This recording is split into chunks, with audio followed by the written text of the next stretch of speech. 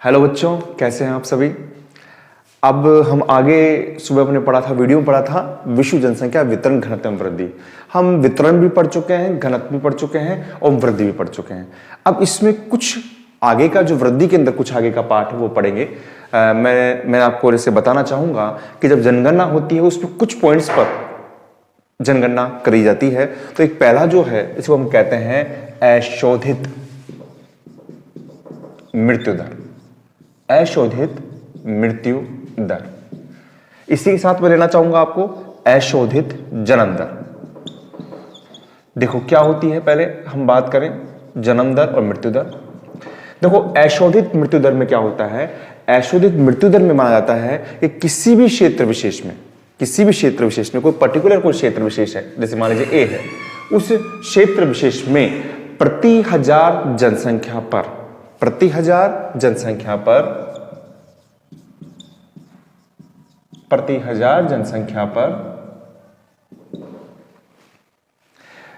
एक वर्ष में, प्रति हजार जनसंख्या पर एक वर्ष में जो पंजीकृत जीवित जन्म है, उनकी संख्या क्या कहलाती है, अशोधित।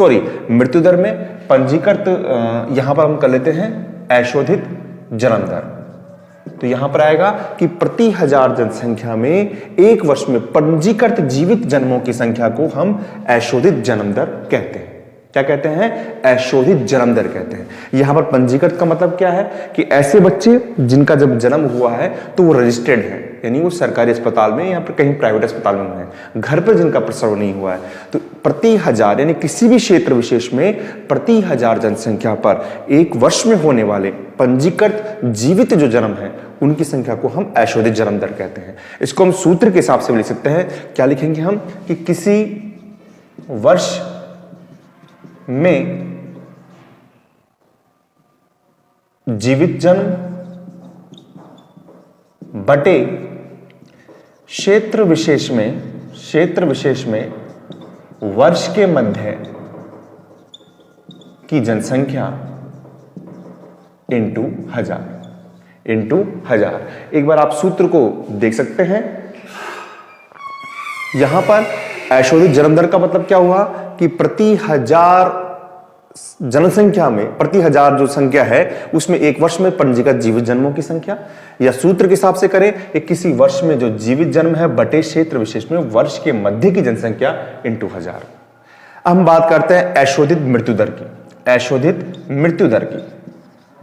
इसमें क्या है, जहां जन्म है वहां पर आपको मृत्यु लगाना पड़ेगा। यानी क्या हो जाएगा कि किसी क्षेत्र विशेष में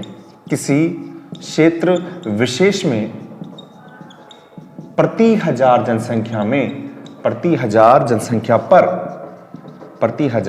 जनसंख्या पर मृतकों की संख्या क्या कहलाएगी, अशोधित मृत्यु दर कहलाएगी। यहां पर पंजीकृत जीवित जो है जन्म की संख्या थी, यहां पर क्या है, मृतकों की संख्या है। सूत्र में भी क्या होगा, सूत्र होगा कि किसी वर्ष के मध्य, जिस भी वर्ष में कर रहे हैं हम जनगणना, मृतकों की संख्या अपॉन बटे क्षेत्र विशेष में वर्ष के मध्य की जनसंख्या इंटू हजार। तो सूत्र आसान है, आपको लेना है किसी पर्टिकुलर एरिया में प्रति हजार जो जन्म हुए हैं उसमें कितने मृत्यु हुई है, तो वो आ जाएगा अशोधित मृत्यु दर में, और कितने जो पंजीकृत जन्म हुए हैं जनसंख्या पर, प्रति हजार जनसंख्या पर, वो आएंगे अशोधित जन्म दर में।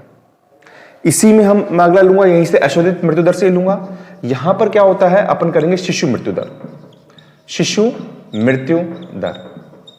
इसमें क्या होता है, इसमें हम लेंगे जो प्रति हजार, यहां पर हम लेंगे प्रति हजार, यहां पर तो हम पूरी जनसंख्या की बात कर रहे हैं, प्रति हजार जनसंख्या पर। यहां क्या बात कर रहे हैं, प्रति हजार शिशु मृत्यु दर में जीवित या जो जन्म लेने वाले शिशुओं की संख्या पर, जिनकी मृत्यु हो गई है, मृत शिशुओं की संख्या क्या कहलाएगी, शिशु मृत्यु दर कहलाएगी। क्या कहलाएगी? शिशु मृत्यु दर कहलाएगी। यानी यहां पर आ जाएगा प्रति 1000 आपके जो जीवित जो शिशु जन्म है उसमें मृत शिशुओं की जो संख्या है, कितने मृत्यु हो गई है। अच्छा, यहां पर एक ध्यान रखना, जो मृत शिशुओं की संख्या है वो होगी अगर वो 1 वर्ष से कम है, 1 वर्ष से कम की आयु के हैं, तब तो यहां पर आएगा। अगर वो 1 वर्ष से ज्यादा है तो आप इसको अशोधित मृत्यु दर में काउंट कर लेंगे। तो यहां पर आएगा प्रति 1000 जीवित जन्म शिशुओं पर 1 वर्ष से कम मृत शिशुओं की संख्या। तो आपने पढ़ा अशोधित जन्म दर, अशोधित मृत्यु दर और शिशु मृत्यु दर। एक आपके इस बुक में तो नहीं है लेकिन हम बात कर सकते हैं, एक आता है मातृ मृत्यु दर। इसमें क्या होगा? इसमें हम लेते हैं 1 लाख जन्म जो शिशु लेते हैं, 1 लाख जन्म शिशुओं पर अगर 1 लाख बच्चों का जन्म होता है, उन शिशुओं पर मृत माताओं की संख्या क्या कहलाती है? मातृ मृत्यु दर कहलाती है। क्या कहलाती है? मातृ मृत्यु दर कहलाती है। तो यानी यहां पर 1 लाख जन्म शिशुओं पर होगा, मृत माताओं की संख्या मातृ मृत्यु दर कहलाती है। तो आपने अशोधित जन्म दर पढ़ा, अशोधित मृत्यु दर पढ़ा, शिशु मृत्यु दर पढ़ा और मातृ मृत्यु दर पढ़ा। ये सब जनगणना के अंदर जो हम आंकड़े इकट्ठे करते हैं उनकी बात है, आप समझ गए होंगे। अब आगे हम देखते हैं इसमें जो आपकी जनसंख्या वृद्धि चल रहा है, जनसंख्या वृद्धि की प्रवृत्तियां हम आगे पढ़ेंगे। जनसंख्या वृद्धि की प्रवृत्तियां, देखो बेटा प्रवृत्तियां क्या होती हैं। जैसे हम बात करें, किसी व्यक्ति का स्वभाव होता है, आपके पास में क्वेश्चन ये आता है कि जनसंख्या वृद्धि की प्रवृत्तियां बताएं। जनसंख्या वृद्धि की प्रवृत्तियां, प्रश्न इतना सा आएगा आपके पास में कि प्रवृत्तियां बताइए, प्रवृत्तियां समझाइए। हाँ, अब आप सोचेंगे प्रवृत्ति क्या, तो प्रवृत्ति क्या होता है? जैसे किसी का स्वभाव होता है, जैसे आपका स्वभाव है, मेरा स्वभाव है, वैसे जनसंख्या वृद्धि का क्या स्वभाव रहा है, उसमें किस प्रकार से परिवर्तन आया है, शुरुआत से लेकर अभी तक क्या परिवर्तन आया है। तो अगर ये प्रश्न आता है तो हम क्या क्या करेंगे? हमें उसमें कुछ तथ्य देने पड़ेंगे। क्या तथ्य देने पड़ेंगे? कि हम ये देखेंगे शुरुआत से लेकर जनसंख्या का, हमारे पूरे विश्व की जनसंख्या की बात कर रहे हैं क्योंकि विश्व के रेफरेंस में पार्ट पढ़ रहे हैं हम, तो हम क्या करेंगे? यहां पर हम देखेंगे कब जनसंख्या 1 अरब थी, 1 अरब से 2 अरब होने में कितना समय लगा, 3 अरब, यानी जनसंख्या वृद्धि में कितना समय लग रहा है। तो हम बात करते हैं, जैसे हम बात करें कि जनसंख्या, विश्व की जो जनसंख्या 1 अरब थी, वो अगर आंकड़ों से पता लगा 1830 में थी। फिर हम बात करते हैं 2 अरब कब हुई? 2 अरब होने में, यानी 1 से 2 अरब यानी 1 अरब बनने में 1930 यानी 100 वर्ष लग गए। कितने वर्ष लग गए? 100 वर्ष लग गए। ठीक है, आगे हम लेते हैं 3 अरब। आपकी जनसंख्या कितनी? 3 अरब। अब जो 3 अरब जनसंख्या होती है, इसको होने में यहां पर 1960 यानी 30 वर्ष लग गए। कितने वर्ष लग गए? 30 वर्ष लग गए। कितने वर्ष लग रहे हैं आपके? 30 वर्ष। तो यानी पहले जनसंख्या वृद्धि में 100 वर्ष लग रहे हैं, फिर 30 वर्ष लग रहे हैं, फिर 4 अरब होने में जनसंख्या वृद्धि को लग रहे हैं आपके 15 वर्ष। कितने लग रहे हैं? 15 वर्ष। 5, यही प्रवृत्तियां हैं कि किस प्रकार से जनसंख्या वृद्धि का स्वभाव बदल रहा है कालांतर से लेके आधुनिक काल तक। 5 अरब होने में जनसंख्या वृद्धि में कितना समय लग रहा है? यहां पर आपके लगता है 12 वर्ष। कितने लगता है? 12 वर्ष। आपके 6 अरब होने में जनसंख्या में कितना समय लग रहा है? आपके लग रहा है यहां पर भी 12 वर्ष। कितना लग रहा है? 12 वर्ष। और 7 अरब होने में कितना समय लग रहा है? यहां पर भी लग रहा है आपके 12 वर्ष। तो क्या हम देख रहे हैं प्रवृत्तियों में? हम देख रहे हैं शुरुआत में जनसंख्या वृद्धि में, विश्व की जनसंख्या वृद्धि में जो 1 अरब हुई है, 1 अरब बढ़ने में 100 वर्ष लग रहे हैं। इसका कारण क्या है? इसके रीजन क्या है? तो हम रीजन पढ़ सकते हैं कि उस वक्त क्या थी? महामारी हो रही थी। उस वक्त क्या थे? युद्ध थे। उस वक्त अच्छे स्वास्थ्य सुविधाओं की कमी थी। हम यूं कह सकते हैं महामारी कर सकते हैं, युद्ध कर सकते हैं, हाँ एक फैक्टर वो कर सकते हैं अकाल था। इन कारण जनसंख्या बढ़ने में काफी समय लग रहा था। जन्म दर भी उच्च थी लेकिन मृत्यु दर भी उसके साथ भी उच्च थी। तो जन्म दर उच्च होती है किस क्षेत्र की, मृत्यु दर उच्च होती है, तो जनसंख्या स्वतः ही कम हो जाती है। यहां पर आप देखेंगे जनसंख्या 30 वर्ष, 15 वर्ष, 12 वर्ष समय कम होता जा रहा है। इसका कारण क्या है? अच्छी स्वास्थ्य सुविधाएं। क्या है इसका कारण? अच्छी स्वास्थ्य सुविधाएं। और जैसे बात कर सकते हैं रहन सहन का स्तर है, ये है, यानी ये जो इन सभी सुविधाओं के कारण क्या हो रहा है, जनसंख्या के अंदर जो बढ़ने में जो समय पहले 100 वर्ष 30 वर्ष लग रहा था, 100 वर्ष लग रहा था, वो अब कम लग रहा है। तो आपके अगर जनसंख्या वृद्धि की प्रवृत्ति आती है तो आप इस फैक्टर को ले सकते हैं। इसके साथ में दूसरा फैक्टर ले सकते हैं, जहां पर मैं इसके साथ ही यहां पर समझा देता हूं, यहां पर ही, कि जहां पर आपके है कि दुगना होने में, यानी विश्व की जनसंख्या को दुगना होने में कितना समय लगा है, विश्व की जनसंख्या को दुगना होने में कितना समय लगा है, दुगना होने में। हम बात करें, जैसे हम बात करते हैं विश्व की जनसंख्या, अगर बात करें 50 करोड़, 50 करोड़ कब थी, तो 50 करोड़ अगर बात करते हैं हम, तो ये जनसंख्या थी 1650 में। कब थी? 1650 में। दुगना होने में यानी 100 करोड़, 100 करोड़ का मतलब आप समझ गए होंगे 1 अरब, 100 करोड़ का मतलब 1 अरब, तो ये होती है आपके 1804 में। कब होती है? 1804 में। 100 करोड़ से आप लेंगे 200 करोड़, आपके जो 200 करोड़ हो रही है वो हो रही है आपके 1927 में, यानी आपके 1927 के 200 करोड़ हो गई। 200 करोड़ का डबल क्या होता है बताइए? 400 करोड़। अब 400 करोड़ में समय लग रहा है आपका 1974, 1974। याद कीजिए, इस डेट से कुछ याद आ रहा है? इस डेट पे क्या है कि हमारे पोखरण, जो हमारे परमाणु विस्फोट हुआ था प्रथम, कभी जीके में सामान्य में अंदर बात करेंगे हम। यहां पर 800 करोड़, 800 करोड़ होती है 2025 में। तो ये जनसंख्या वृद्धि की प्रवृत्तियां हैं, इस तरीके से दुगना होने में समय लग रहा है। तो अगर आपका ये प्रश्न आता है तो आप इन आंकड़ों को लिखेंगे, ठीक है।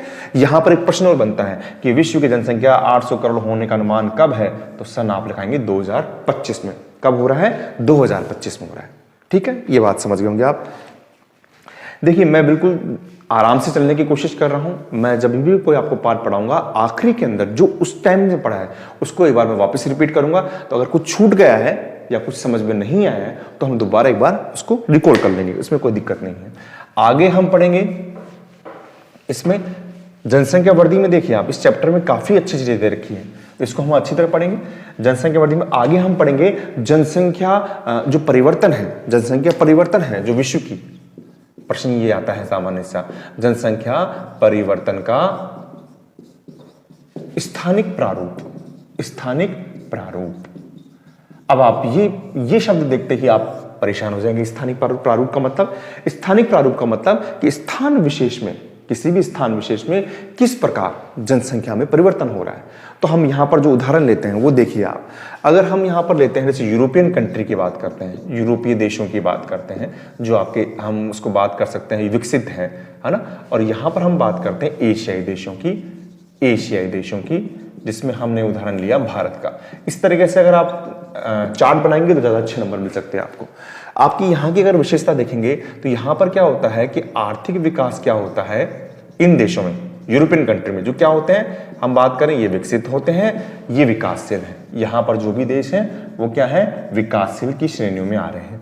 तो आर्थिक विकास क्या होता है, उच्च होता है, एरो का निशान ऊपर। शिक्षा का स्तर भी क्या होता है, उच्च होता है। लेकिन जनसंख्या जो वृद्धि होती है, जनसंख्या जो वृद्धि होती है वो होती है निम्न। क्यों होती है? क्योंकि जब आर्थिक विकास उच्च होगा, शिक्षा का स्तर उच्च होगा, तो लोगों को पता होगा, उस देश के लोगों को, कि वहां पर छोटे परिवार का क्या महत्व है, कितना अच्छा महत्व, किस प्रकार वो अपने परिवार का, अगर छोटा परिवार होगा तो वो उस परिवार का अच्छा विकास हो सकता है। एशियाई में क्या दिक्कत है, भारत वाले देशों में यहां पर क्या है, आर्थिक विकास इतना अधिक नहीं है, तो आर्थिक जो वृद्धि है वो क्या है, कम है। इसकी तुलना में ऐसे नहीं है, भारत भी अच्छी वृद्धि कर रहा है, लेकिन इसकी तुलना में शिक्षा की बात करें तो वो भी क्या है, कम है। लेकिन आपकी जनसंख्या वृद्धि है वो क्या है, उच्च है। जनसंख्या वृद्धि क्या है, हाई है। तो यहां से आपको क्या पता पड़ रहा है कि आर्थिक विकास ज्यादा तो जनसंख्या वृद्धि कम, अगर आर्थिक विकास कम तो जनसंख्या वृद्धि ज्यादा। इसका मतलब यह है कि किसी भी देश की अगर आर्थिक वृद्धि ज्यादा है तो जनसंख्या वृद्धि कम है, तो यानी इन दोनों के बीच में ऋणात्मक संबंध पाया जाएगा। क्या पाया जाएगा, ऋणात्मक संबंध पाया जाएगा। जनसंख्या वृद्धि और आर्थिक वृद्धि में ऋणात्मक संबंध पाया जाएगा। कोई भी आपसे क्वेश्चन पूछ ले कि आपसे कहे कि अफ्रीकन देशों के अंदर जनसंख्या वृद्धि है वो अधिक क्यों पाई जाती है, क्योंकि वहां पर आर्थिक विकास कम है, आर्थिक वृद्धि कम है, आपकी शिक्षा का स्तर कम है, इसलिए वहां पर जनसंख्या वृद्धि आपकी वहां पर ज्यादा है। ठीक है, आप इस फैक्टर को समझ गए होंगे आप। यहां पर इसी कारण क्या होता है, इन देशों से दूसरे देशों के अंदर क्या होता है, प्रवास होता है। लोग क्या करते हैं, यहां से भारत के देशों में से यूरोपियन देशों में जा रहे हैं, या भारत के राज्यों के अंदर बात करें, आप देखेंगे यूपी है, बिहार है। अगर हम भारत के नक्शे की बात करते हैं, यहां पर आप देखेंगे कि जो यूपी है, बिहार है, यहां की बेल्ट से जो प्रवास होता है, लोग जाते कहां पर है, महाराष्ट्र में जाना चाहते हैं, दक्षिणी राज्यों में जाना चाहते हैं, पंजाब में जाना चाहते हैं, हरियाणा में जाना चाहते हैं। क्यों? क्योंकि यहां पर आर्थिक विकास कम है ना। तो वो हम आगे पढ़ेंगे, प्रवास में क्या है वो हम आगे इस फैक्टर को पढ़ लेंगे। अच्छा देखिए, आगे आप देखते हैं इसके अंदर, इसको आप समझ गए, बिल्कुल बिल्कुल आसान है। ये आप जनसंख्या परिवर्तन का स्थानिक प्रारूप में आप इसको कहीं से भी आप इसको समझा सकते हैं। अपन विश्व स्तर की बात कर रहे हैं, इसलिए विश्व के सेक्शन में हमने इसको लिया है। हम आगे पढ़ेंगे इसमें। देखिए यहां पर 2 पॉइंट दे रखे हैं और उसमें प्रश्न कितना अच्छा बनता है। देखिए आप, अगर हम बात करें विश्व की जनसंख्या की वार्षिक वृद्धि दर समझ गए होंगे आप। वार्षिक वृद्धि दर का मतलब जैसे 10 की वृद्धि दर थी, तो यहां पर समय अवधि क्या है, 1 वर्ष है। किसी क्षेत्र विशेष में पढ़ा सुबह अपन ने कि किसी क्षेत्र विशेष में, पिछली क्लास में पढ़ा है कि किसी क्षेत्र विशेष में निश्चित समय अंतराल में जनसंख्या में होने वाला परिवर्तन जो होता है, प्रतिशत होता है, वो वार्षिक वृद्धि दर कहलाता है, वृद्धि दर कहलाता है। तो समय कितना, 1 साल। तो यहां पर कितना है, 1.4% है। लेकिन अगर भारत की बात करें, भारत की जनसंख्या में वार्षिक वृद्धि दर कितनी है, वार्षिक वृद्धि दर कितनी है, तो वो है 1.64%। कितनी है, 1.64%। प्रश्न क्या बनता है, प्रश्न ये बनता है कि विश्व के परिप्रेक्ष्य, विश्व की जनसंख्या वार्षिक वृद्धि दर मात्र 1.4% है, लेकिन फिर भी जनसंख्या परिवर्तन विश्व का इतनी तेजी से हो रहा है। क्यों? वो इसलिए हो रहा है क्योंकि वार्षिक वृद्धि दर का जो 1.4% है वो विश्व के बहुत बड़े भाग पर लागू हो रहा है। तो ये छोटा सा प्रतिशत जब बड़े भाग पर लागू होगा तो जनसंख्या में परिवर्तन ज्यादा ही होगा। जैसे उदाहरण लूं, आप यूं बात करें कि मान लीजिए किसी नगर की जनसंख्या 1000 है और वहां पर 1% वृद्धि हो रही है, तो कितना हुआ, मात्र 10 लोग बढ़े हैं। लेकिन अगर किसी की, अगर मान लीजिए 1 लाख है ना, और वहां पर अगर 1% हो रहा है, तो वहां पर जनसंख्या परिवर्तन कितना हो रहा है, 1000 का हो रहा है। यानी वो 1% किधर लागू हो रहा है, तो ये बड़े स्तर पर लागू हो रहा है ना, इसलिए वहां पर जनसंख्या परिवर्तन आपका ज्यादा हो जाएगा। ठीक है, अब यहां पर अगर हम बात करें जनसंख्या वृद्धि में, अगर प्रथम स्थान किसका है, अगर हम बात करें जनसंख्या वृद्धि में, तो आप देखेंगे जनसंख्या वृद्धि में प्रथम स्थान जो है वो, अगर महाद्वीपों की बात करें तो फर्स्ट नंबर पे आता है अफ्रीका। अफ्रीका में जो जनसंख्या वृद्धि है वो तेजी से बढ़ रही है। क्या बढ़ रही है, तेजी से बढ़ रही है। और उसके बाद नंबर आता है एशिया का। किसका नंबर आता है, एशिया का। अफ्रीका में तेजी से क्यों बढ़ रही है, वही बात, आर्थिक विकास एशिया की तुलना में कम है, शिक्षा भी कम है ना, जागरूकता भी कम है, इस कारण यहां पर जनसंख्या वृद्धि एशिया की तुलना में ज्यादा है। Is it clear? मुझे लग रहा है आपको समझ में आ रहा होगा। अच्छा, आगे हम कुछ लास्ट का ही है वो हम देखते हैं इसके अंदर। जैसे आप इसमें समझे कि जनसंख्या परिवर्तन का प्रभाव, जनसंख्या परिवर्तन का प्रभाव, परिवर्तन का प्रभाव, क्या प्रभाव हो रहा है।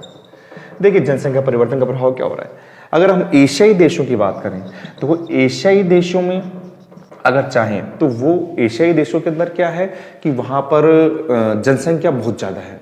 अब जनसंख्या बहुत ज्यादा है तो एक हम आगे फैक्टर करेंगे कि वहां पर क्या है, संसाधनों पर, संसाधन मतलब ऐसी वस्तुएं जो मनुष्य के उपयोग में काम आती हैं। एक विद्वान है जिम्मरमैन, उन्होंने संसाधनों की परिभाषा दी है कि ऐसी वस्तुएं जो मनुष्य के उपयोग में काम आती है उन्हें संसाधन कहते हैं। संसाधन होते नहीं है, संसाधन बनाए जाते हैं। ये हम अगले चैप्टर में पढ़ेंगे संसाधनों के बारे में। तो एशियाई संसाधन क्या है, संसाधन आपके पशु भी संसाधन है, आपके खनिज भी संसाधन है, आप स्वयं भी संसाधन है, आपके पेड़ पौधे भी संसाधन है। जब एशियाई देशों में जनसंख्या ज्यादा होती है तो संसाधनों पर दबाव पड़ता है। सबसे इससे क्या होता है, पर्यावरण असंतुलन होता है। इससे क्या होता है, वहां की शिक्षा, वहां के स्वास्थ्य, अन्य सेवाओं पर भी क्या होता है, दबाव होता है। वहां से फिर क्या होती है, समस्या उत्पन्न होती है, बेरोजगारी की समस्या उत्पन्न होती है, प्रवास की जो अधिक प्रवास है उसकी समस्या उत्पन्न होती है आपके पास में। तो जनसंख्या परिवर्तन का प्रभाव ये है कि इससे संसाधनों पर बहुत अधिक दबाव पड़ता है। उस क्षेत्र विशेष की जो समस्या होती है वो भी बहुत दिक्कत करती है, बहुत क्या होता है, नकारात्मक प्रभाव भी पड़ जाता है।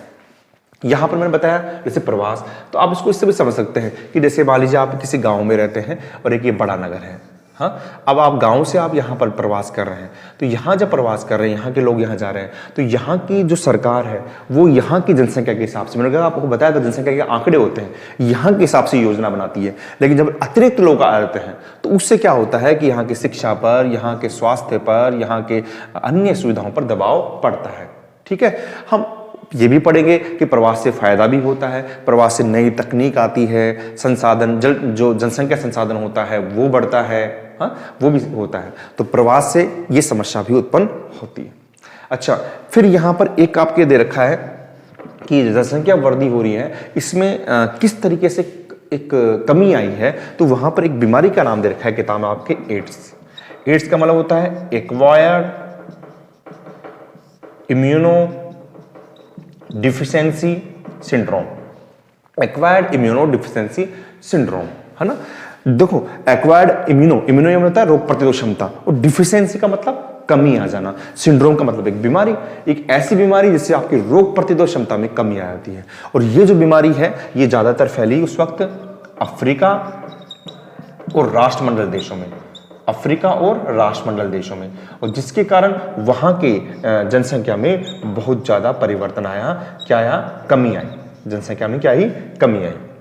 राष्ट्रमंडल देश क्या है? ये वो देश है जो ब्रिटेन के अधीन थे। उन देशों ने अपने एक समूह यानी एक प्रादेशिक समूह बना लिया, अपने एक व्यापारिक उद्देश्यों के कारण, अपने सुविधाओं के कारण एक समूह बना लिया। जो समूह इसमें शामिल है वो राष्ट्रमंडल देशों में, भारत इसमें था। अब भारत वर्तमान में राष्ट्रमंडल का सदस्य नहीं है, तो यहां पर जनसंख्या में कमी आई है। तो मुझे लग रहा होगा आपको समझ में आ गया होगा। हमने देखो आज क्या पढ़ा, इस क्लास में क्या पढ़ा। आपने जनसंख्या वृद्धि में आपने पढ़ी, पहले आपने पढ़ा ऐशोधिक जन्म दर पढ़ा, इसमें पढ़ा कि किसी भी क्षेत्र विशेष में प्रति हजार जो जनसंख्या है उसमें एक वर्ष में जो पंजीकृत जन्म लेते हैं, एक वर्ष में जो पंजीकृत जन्म लेते हैं वो ऐशोधिक जन्म दर है। ऐशोधिक मृत्यु दर क्या होती है कि किसी क्षेत्र विशेष में प्रति हजार जनसंख्या पर जितनी की जो मृत्यु होती है वो ऐशोधिक मृत्यु दर है। शिशु मृत्यु दर क्या होती है कि प्रति हजार जो जीवित शिशु हैं, जन्म शिशु हैं, उन पर मृत्यु कितनी हो जाती है। आप काउंट करेंगे 1000 हुए, उसमें मृत्यु कितनी हो रही है, तो इसका फैक्टर भी ऐसे आता है जैसे 12 शिशु मृत्यु दर प्रति 1000 बच्चों पर होती है। मातृ मृत्यु दर होती है, जो हमने पढ़ा था कि 1 लाख शिशु जो जन्म ले रहे हैं उनमें कितनी माताओं की मृत्यु होती है, मातृ मृत्यु दर के अंदर आता है। हमने जनसंख्या वृद्धि की प्रवृत्तियां पढ़ी, कैसे 1 अरब से होने में 2 अरब में 100 वर्ष 30 वर्ष कम लग रहे हैं, दुगने होने में कैसा समय लग रहा है, ये आपने पढ़ा। और आपने जनसंख्या परिवर्तन का स्थानिक प्रारूप पढ़ा, यूरोपियन देशों में किस प्रकार आपकी जनसंख्या कम हो रही है, यानी आर्थिक विकास ज्यादा होगा तो जनसंख्या में वृद्धि क्या होगी, कम होगी, आर्थिक विकास कम होगा, यानी ऋणात्मक संबंध पाया जाता है। इसके अलावा हमने फिर आपके जनसंख्या वृद्धि का आपने पढ़ा कि अफ्रीका में ज्यादा है, एशिया में कम है। और जनसंख्या, ये बहुत अच्छा है, ये मोस्ट है थोड़ा सा, कि जनसंख्या परिवर्तन का आपने प्रभाव पढ़ा। ठीक है, तो मुझे उम्मीद है आपको समझ में आया होगा। नेक्स्ट क्लास में एक बहुत अच्छा टॉपिक है, इसी का टॉपिक है, लेकिन इसको बड़े अच्छे ढंग से पढ़ाना चाहूंगा, इसलिए मैं उसके लिए अलग से क्लास लूंगा। उसका नाम है जनांकीय संक्रमण सिद्धांत। जनांकीय संक्रमण सिद्धांत, ये एक अच्छा टॉपिक है, इसके लिए अलग से वीडियो बनाएंगे। मुझे उम्मीद है आपको समझ में आ गया होगा, और बिल्कुल आप इसी जोश के साथ पढ़ते रहिए। और कोई भी प्रॉब्लम हो तो मुझे आप प्लीज़ कमेंट सेक्शन में बताइए, और इसके आप नोट्स भी बनाते रहिए, आगे यूँ पढ़ते रहिए। ओके बेटा, थैंक यू। ओके।